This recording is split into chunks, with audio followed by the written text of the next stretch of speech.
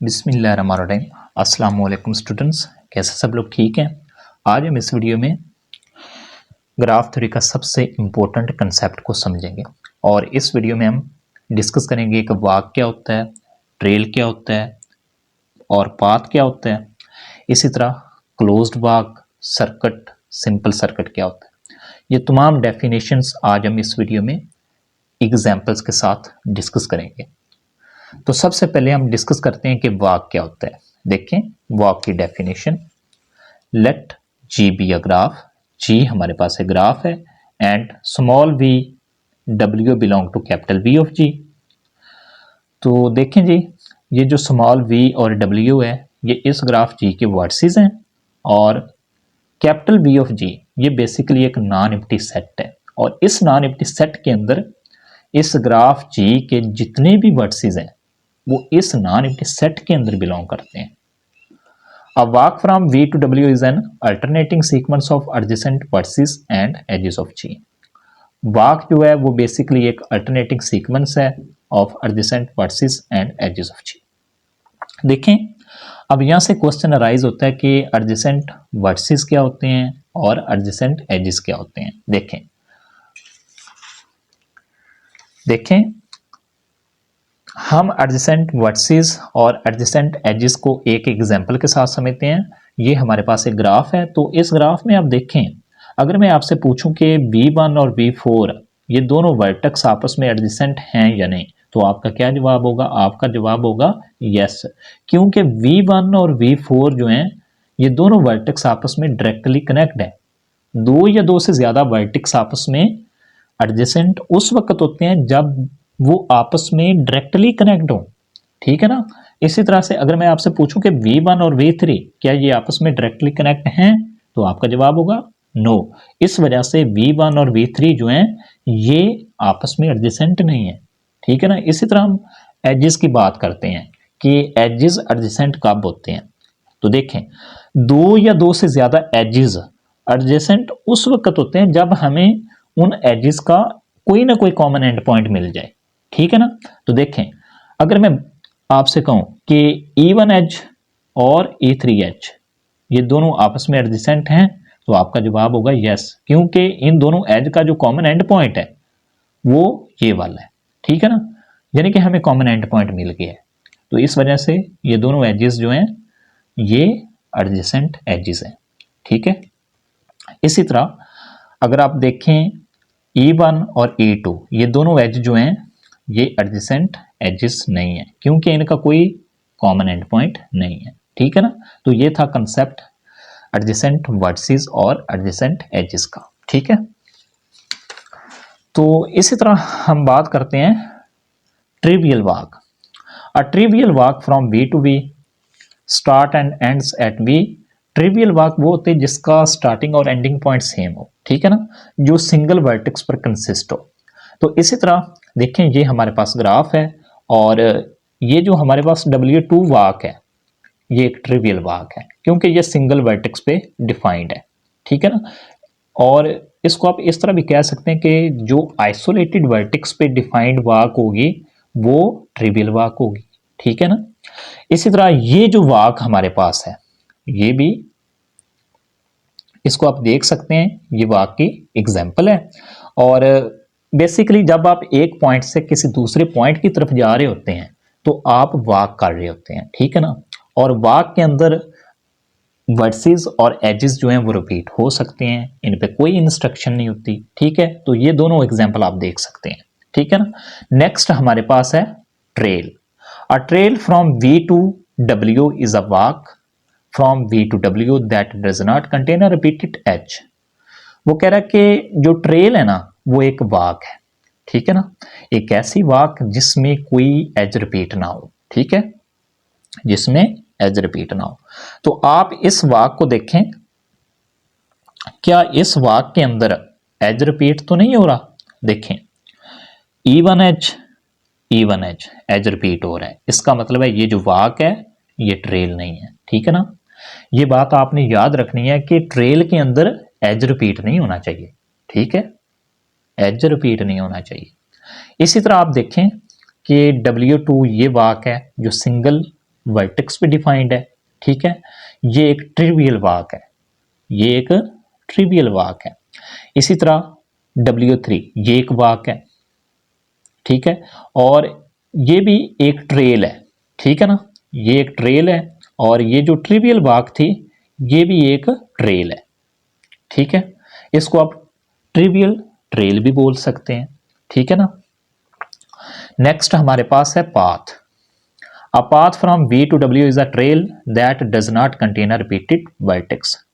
वो कह रहा है कि जो पाथ है ना वो एक ट्रेल है, तो ट्रेल का आपको पता चल चुका है कि ट्रेल के अंदर एज रिपीट नहीं होना चाहिए। ऐसी वाक ट्रेल होती है, मीन के ऐसी वाक ट्रेल कहलाती है जिसमें एज रिपीट ना हो, that does not contain a repeated vertex. और जो पाथ है ना इसके अंदर दो चीजें आ जाती हैं कि एज भी रिपीट नहीं होना चाहिए, वर्टेक्स भी रिपीट नहीं होना चाहिए। दो चीजें चेक करनी है आपने ट्रेल के अंदर, एक ही चीज आपने चेक करनी है, सिर्फ आपने एज चेक करना है कि एज रिपीट हो रहा है या नहीं हो रहा। अगर हो रहा है तो फिर ट्रेल नहीं होगी, ठीक है ना। तो ऐसी वाक पाथ कहलाएगी जिसमें ना ही एज रिपीट हो ना ही वर्टेक्स रिपीट हो। तो देखें जी, ये हमारे पास एग्जाम्पल है, इनको हम चेक करते हैं क्या ये पाथ है या नहीं। आप सबसे पहले इस वाक में चेक करें क्या इसमें एज रिपीट हो रहा है, तो आप देखें E1 E3 एज रिपीट नहीं हो रहा। अब आप चेक करें इसमें वर्टेक्स तो नहीं रिपीट हो रहा। अब देखें V1 V2 V3 इसमें वर्टेक्स भी रिपीट नहीं हो रहा, इसका मतलब ये एक पाथ है। इसी तरह आप इसमें देखें क्या इसमें एज रिपीट हो रहा है, E1 E2 E3 as repeat नहीं हो रहा। अब इसमें चेक करें क्या वर्टेक्स तो नहीं रिपीट हो रहा, V1 V2 V2 देखिए वर्टेक्स रिपीट हो रहा है, V2 वर्टेक्स रिपीट हो रहा है, इस वजह से ये एक पाथ नहीं है, ठीक है ना। नेक्स्ट हमारे पास है closed walk. A closed walk is a walk that start and ends at the same vertex. Closed walk एक ऐसी वाक है, क्लोज्ड वाक एक ऐसी वाक है जिसका स्टार्टिंग और एंडिंग पॉइंट सेम हो, ठीक है ना। देखें ये हमारे पास ग्राफ है और इस ग्राफ पर मैंने ये एक वाक बनाई है। इस वाक को आप चेक करें क्या ये क्लोज्ड वाक है या नहीं। देखें इस वाक का जो स्टार्टिंग और एंडिंग पॉइंट है वो सेम है, इस वजह से ये एक क्लोज्ड वाक है, ठीक है ना।